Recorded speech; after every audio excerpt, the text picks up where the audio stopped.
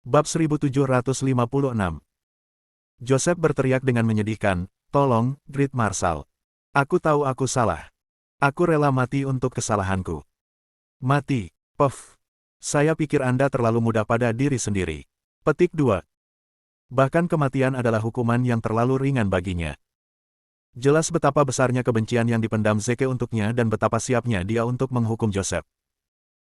Zeke mengambil seember air dan menuangkannya ke atas Joseph. "Aku ingin tahu apakah kamu pernah mendengar sesuatu yang disebut cambuk hantu." Cambuk hantu. Bukan hanya Joseph, semua orang di ruangan itu pernah mendengar istilah itu sebelumnya. Secara bersamaan, mereka semua tersentak.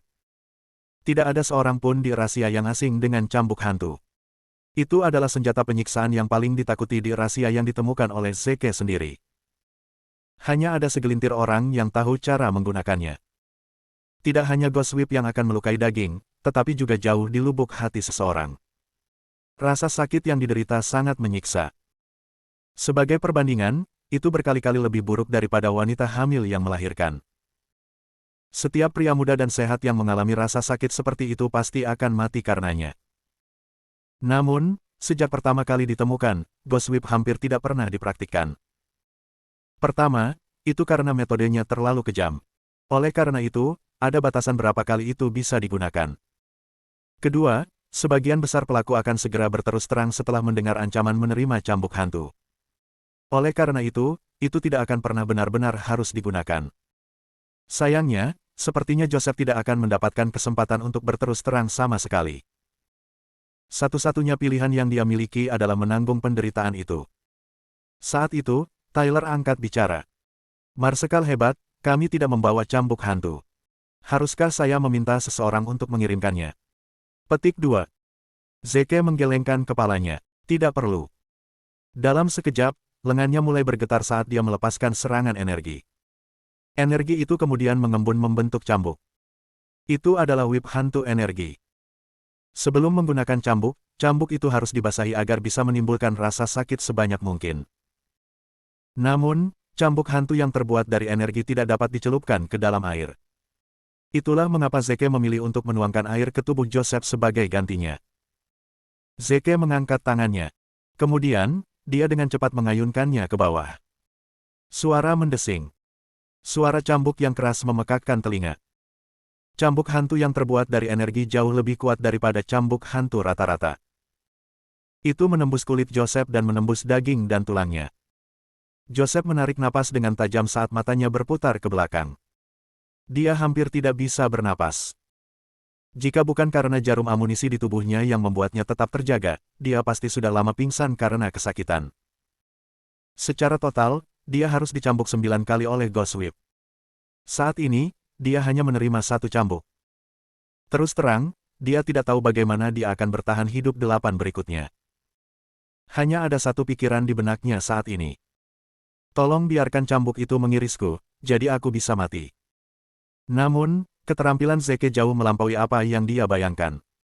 Setelah 9 cambuk, Joseph masih hidup. Padahal, dia hanya berpegangan pada napas terakhirnya. Sayangnya, dia masih sangat sadar. Rasa sakit yang menusuk itu seperti 1000 semut yang terus-menerus menggerogoti dagingnya. "Silahkan. Biarkan saja aku mati." Dengan seluruh energi yang tersisa, dia terus mengulangi kalimat yang sama. Zeke melepas sarung tangan putihnya yang memiliki tanda merah di atasnya. Sejujurnya, tidak banyak noda darah di sana. Ini adalah karakteristik unik yang dimiliki Ghost Whip. Tidak banyak luka yang terlihat di permukaan, tetapi bagian dalam Joseph telah lama berubah menjadi bubur. Zeke berkata, "Ceritakan semua yang Anda ketahui tentang Warren." "Oke, aku akan bicara." Maka, Yusuf mulai mencurahkan segala yang ia ketahui. Dia berbicara dengan lemah. "Warren menyamar sebagai Anda dan mengumpulkan banyak benda spiritual dari Summerbang dan zona terbatas Devonville. Dia mengirim mereka semua ke kuburan di dekat Sungai Pasir Kuning." Joseph berhenti sejenak sebelum melanjutkan, "Dia menggunakan benda-benda itu untuk menghidupkan kembali orang-orang mati di sana." "Apa yang dia katakan?" Zeke mengerutkan alisnya dan memotong Joseph. "Apakah kamu yakin dia memanggil orang mati?" Yusuf mengangguk. "Ya, saya positif. Ketika mereka datang merangkak keluar, tubuh mereka sebagian besar membusuk." Petik 2. Bab 1757. Zeke mengangguk sambil berpikir. Sebelumnya, Zeke menduga bahwa hanya orang-orang yang mati palsu yang dapat dibangkitkan di Netherworld. Entah itu atau mereka yang masih memiliki beberapa napas terakhir di dalamnya. Dia tidak pernah menyangka bahwa benar-benar ada cara untuk menghidupkan kembali orang mati di Netherworld. Ceritakan lebih banyak. Orang macam apa yang dia bangun? Joseph ragu-ragu sebelum berkata dengan terbata-bata, Daemonium, dan juga 17 Demons of Anarchy. Apa? Zeke, bersama dengan semua orang yang hadir, tercengang. Mendengar kata, Daemonium, membuat mereka gemetar di tempat mereka berdiri. Keduanya adalah mimpi buruk terbesar di Eurasia. 30 tahun yang lalu, sebuah sekte muncul di Eurasia. Itu dikenal sebagai anak-anak Daemon. Daemonium dan Demons of Anarchy adalah tulang punggung organisasi ini. Selama masa kejayaannya, mereka memiliki jutaan pengikut. Itu dianggap sebagai ancaman besar bagi keselamatan Eurasia. Ideologi utama Children of Daemon adalah untuk menyingkirkan penguasa negara dan mengambil alih Eurasia. Lebih dari sekali, mereka mencoba membunuh presiden sebelumnya. Namun, mereka gagal setiap saat. Namun, mereka akhirnya berhasil menemukan peluang untuk diri mereka sendiri. Selama perjalanan di mana presiden sebelumnya pergi ke luar negeri untuk urusan bisnis, Daemonium dan Demons of Anarchy bersembunyi menunggu di antara kerumunan. Akhirnya misi mereka berhasil. Tidak hanya itu, mereka memulai perang politik dan memaksa semua politisi di posisi tinggi. Kekuatan. Mereka ingin mengambil kendali penuh dari rezim. Pada saat itu, mereka sangat dekat dengan kesuksesan. Untungnya, beberapa ahli misterius muncul dan mengalahkan mereka semua. Hanya saat itulah rahasia dibebaskan dari bahaya. Zeke sangat curiga bahwa ahli misterius yang dimaksud sebenarnya adalah tuannya, Pietro. Meskipun demikian, tidak ada gunanya membuat tebakan sekarang karena tidak ada cara untuk memastikannya. Sejak itu, mayat Daemonium dan Demons of Anarchy telah hilang. Tidak ada yang memperhatikan mereka. Sampai sekarang, mereka muncul lagi. Mimpi buruk terburuk rahasia akan dihidupkan kembali. Zeke bertanya, apa yang diinginkan Warren dengan Daemonium? Ketika mereka dibangkitkan, apakah kekuatan mereka akan kembali seperti dulu? Joseph menjawab, yah, dia anak baptis Daemonium. Itu sebabnya dia ingin membangkitkannya. Aura mereka semua menakutkan. Sejujurnya, bahkan jika mereka belum pulih sepenuhnya, saya pikir mereka masih dekat dengan mereka yang dulu. Ekspresi Zeke mengeras. Pemimpin cabang keempat Netherworld, Warren, sebenarnya adalah putra baptis Daemonium. Sepertinya Children of Daemon kemungkinan akan menjadi cabang lain dari Netherworld. Zeke menoleh ke timnya. Daemonium telah hidup kembali. Ini tidak bisa dianggap enteng. Peringatkan presiden sekaligus dan katakan padanya untuk membentengi pertahanan. Petik 2. Serigala pembunuh mengangguk. Dipahami. Kalian semua akan mengikutiku ke Corleone. Kita harus mengalahkan musuh, perintah Zeke. Bagaimana dengan orang ini? Tyler menunjuk ke arah Joseph. Bunuh saja dia. Wah. Yusuf menghela napas lega. Akhirnya, saya bisa mati, dan mimpi buruk ini akan berakhir. Namun, tepat ketika Tyler hendak bergerak, suara gemerisik yang keras datang dari pintu masuk. Seseorang berteriak dengan marah, siapa yang berani masuk ke Kementerian Urusan Surgawi? Keluar. Mata Joseph langsung berbinar ketika mendengar suara itu. Tiba-tiba, keinginannya untuk hidup dihidupkan kembali. Jika dia ada di sini, mungkin aku punya kesempatan untuk bertahan hidup. Joseph melanjutkan untuk berteriak, Bapak, selamatkan aku. Orang yang muncul tidak lain adalah ayah Joseph, Gordon Lewis. Zeke tersenyum. Saya hanya berpikir untuk menghukum keluarganya juga. Betapa nyamannya dia muncul di sini. Ayo, mari kita keluar dan melihat-lihat. Petik 2. Zeke dan yang lainnya keluar dari ruang interogasi dan tiba di pintu masuk utama. Di luar, seluruh keluarga Joseph berkerumun. Pihak ayahnya, pihak ibu, dan bahkan anak-anaknya semua ada di sini. Hampir semua dari mereka bekerja di Kementerian Urusan Surgawi pada suatu saat dalam hidup mereka. Bab 1758. Orang yang memimpin kelompok itu tidak lain adalah ayah Joseph, Gordon. Dia adalah seorang veteran dari 3 dinasti dan telah melayani 3 presiden yang berbeda. Untuk pelayanannya yang luar biasa, dia sangat dihormati di Eurasia. Gordon melirik Joseph. Seketika, hatinya sangat sakit. Joseph, apakah kamu baik-baik saja? Dia menjawab dengan lemah, Ayah. Selamatkan aku. Gordon segera meyakinkannya. Jangan khawatir. Bahkan jika aku harus menyerahkan hidupku, aku akan melindungimu. Soul Wolf berjalan mendekati Zeke. Zeke, aku berhasil menipu seluruh keluarga Joseph untuk datang ke sini. Haruskah kita mengeluarkan mereka semua? Petik 2.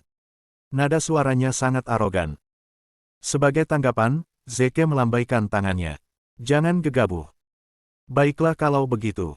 Soul Wolf dengan patuh berjalan ke samping. Gordon mengatupkan rahangnya dan memelototi Zeke. Yah, baiklah. Jika bukan Marsekal Agung, Zeke. Katakan padaku. Apa yang kamu lakukan selarut ini di Kementerian Urusan Surgawi? Zeke dengan tenang menjawab, menghukum pengkhianat. Pengkhianat, katamu. Bolehkah saya bertanya siapa yang Anda maksud? Petik 2. Aku sedang melihat ke arahnya. Jawaban ini membuat Gordon meledak menjadi marah. Beraninya kau menyemburkan omong kosong seperti itu. Saya seorang veteran dari 3 dinasti. Saya telah memberikan segalanya untuk rahasia. Bagaimana saya bisa menjadi pengkhianat? Anda memfitnah saya. Aku akan menuntutmu untuk ini. Maaf, tapi aku tidak akan membiarkanmu mendapatkan kesempatan untuk melakukannya. Ada hal-hal yang lebih penting yang harus aku tangani, jadi aku tidak punya banyak waktu luang denganmu dalam kasus pengadilan, kata Zeke datar. Setelah jeda singkat, dia kemudian mengucapkan, pokoknya, harus membunuh kalian sekarang. Seketika, ledakan energi mengalir keluar dari tubuh Zeke. Itu segera diringkas menjadi pedang Raja Naga. Saat melihat ini, Gordon dan yang lainnya langsung merasa kurang percaya diri dari sebelumnya. Pedang Raja Naga dikenal tepat dan cepat. Bahkan sebagai seorang veteran berpengalaman, Gordon tidak kebal terhadap efeknya. Dengan dingin, Gordon berkata, kamu menyebutku pengkhianat. Mengapa Anda tidak memberitahu saya apa tepatnya yang telah saya lakukan? Petik 2. Zeke menjelaskan, kalian seharusnya bertanggung jawab atas Kementerian Urusan Surgawi. Namun, Anda telah menyalahgunakan kekuatan Anda untuk keuntungan pribadi dan mendistribusikan objek spiritual rahasia secara tidak adil. Anda telah merampok sumber daya negara dan menjual obat-obatan spiritual untuk keuntungan Anda sendiri. Saat ini, saya curiga Anda semua terhubung ke Netherworld dan terlibat dalam konspirasi untuk mencuri fortuna rahasia. Petik 2. Omong kosong T. Gordon balas meraung, keluarga Louis selalu setia pada negara. Kami lahir di sini, dan kami akan mati di sini. Kami tidak akan pernah bekerja sama dengan Netherworld untuk menghancurkan rahasia. Jika Anda tidak dapat menunjukkan bukti apapun kepada saya pribadi akan mengundang Presiden untuk mengeksekusi Anda. Zeke mencibir, lihat dirimu. Apakah Anda begitu yakin saya tidak akan bisa memberikan bukti apapun? Petik 2. Tidak ada yang saya sembunyikan. Aku tidak takut padamu. Tidak ada yang disembunyikan memang, kata Zeke sinis. Bahkan dihadapkan dengan kebenaran, kamu memilih untuk berbohong. Pembohong-pembohong, celana terbakar. Puff. Serigala tunggal dan serigala pembunuh tidak bisa menahan tawa. Selama ini, Zeke telah menunjukkan sisi dirinya yang sangat serius di depan mereka. Mereka tidak pernah mengira dia akan menyebutkan kalimat itu, pembohong, pembohong, celana terbakar. Itu sangat lucu. Zeke mengabaikan mereka dan melanjutkan, ayo keluar. Semua orang tercengang. Dengan siapa dia berbicara? Begitu kata-katanya jatuh, pengawal pribadi Gordon berjalan keluar dari kerumunan dan berlutut sebelumnya. Zeke. Mata-mata nomor 34, Wesley Singer dari utara melapor untuk bertugas. Semua memuji Yang Agung. Marsekal. Tidak mungkin. Pupil Gordon melebar saat tubuhnya bergetar. Seorang mata-mata dari utara, Wesley, kau seorang mata-mata. Memperlakukanmu seperti anak laki-laki, namun kamu mengkhianatiku. Petik 2. Saya hanya melayani satu pemimpin, dan itu adalah Marsekal Agung. Bagi saya, Anda tidak lebih dari misi yang ditugaskan kepada saya. Jadi, saya tidak akan benar-benar menyebutnya pengkhianatan, jawab Wesley. Saya melihat bagaimana itu. Bab 1759. Gordon tertawa terbahak-bahak, Marsekal Agung, tidak percaya bahwa Anda cukup licik untuk mengatur seseorang untuk memata-matai saya. Apakah kamu tahu bahwa kamu melanggar hukum rahasia? Jika Anda begitu jujur, Anda seharusnya tidak menyembunyikan apapun. Saya tidak akan dapat menemukan kotoran apapun pada Anda, bahkan jika saya mengirim ribuan orang untuk memata-matai Anda, sembur Zeke sebelum dia berbalik ke pria yang berdiri di sampingnya. Wesley, hukum apa yang dilanggar Gordon? Segera, Wesley mengeluarkan secarik kertas dari sakunya dan memberikannya kepada Zeke. Ada banyak angka yang tertulis di sana. Dia menjelaskan, Marsekal Agung, ini adalah daftar jumlah dan jenis obat spiritual yang dia curi dan jual kepada orang luar. Silakan lihat. Saya telah menunjukkan semua informasi yang saya temukan tetapi meninggalkan satu transaksi karena saya tidak yakin dengan detailnya. Ini melibatkan sejumlah obat spiritual di mana jumlahnya sangat besar. Petik 2. Seketika, wajah Gordon menjadi pucat. Apakah ada yang ingin kamu katakan sekarang? Zeke mengangkat alisnya sambil menatap Gordon. Berpura-pura tenang, Gordon menyatakan, "Ya, saya membuat kesalahan ini sendirian, jadi mengapa Anda ingin menghukum anggota keluarga saya yang lain juga? Itu tidak masuk akal." Namun, Zeke hanya tertawa kecil. "Apakah itu hanya kesalahanmu? Haha, Anda pasti membayangkan sesuatu. Apakah Anda pikir saya hanya akan menanam satu mata-mata mengingat seberapa besar keluarga Anda? Apa yang dia maksud dengan itu?" Gordon bergidik. "Mata-mata dari utara, kamu bisa mengungkapkan dirimu sendiri." Zeke menyatakan. Astaga. Tiba-tiba, sekitar selusin orang keluar dari keluarga Louis dan berlutut di depan Zeke. Mengacu pada diri mereka sendiri sebagai angka, mereka menyapa Zeke satu persatu. Apa-apaan? Semua orang dari keluarga Louis membelalakkan mata mereka karena tidak percaya dan takut. Mereka adalah mata-mata dari utara.